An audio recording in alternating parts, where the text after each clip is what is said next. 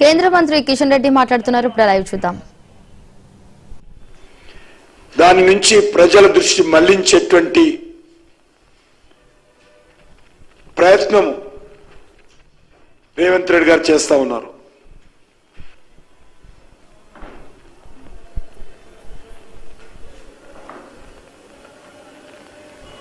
అభివృద్ధి గురించి చెప్పాల్సినటువంటి ముఖ్యమంత్రి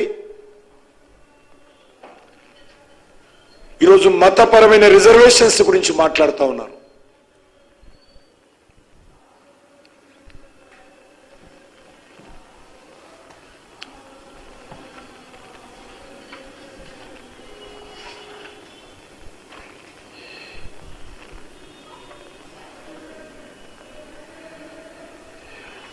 కాంగ్రెస్ పార్టీ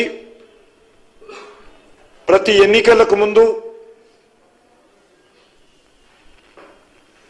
మజ్లిస్ పార్టీని ప్రసన్నం చేసుకోవడం కోసం, మజ్లిస్ పార్టీ ఓట్లు పొందడం కోసం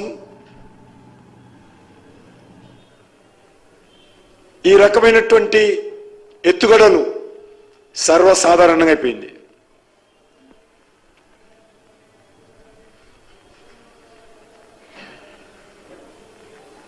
ఉమ్మడి ఆంధ్రప్రదేశ్లో నాటి కాంగ్రెస్ పార్టీ ప్రభుత్వం తీసుకొచ్చినటువంటి 4% రిజర్వేషన్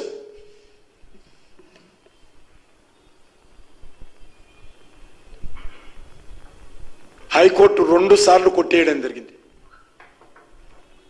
మతపరమైన రిజర్వేషన్స్ రాజ్యాంగ వ్యతిరేకమని,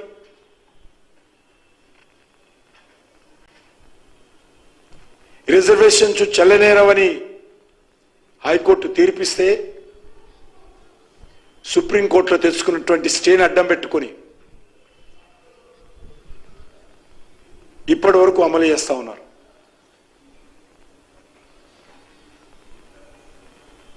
దానికి ఇంకా చట్టబద్ధత లేదు.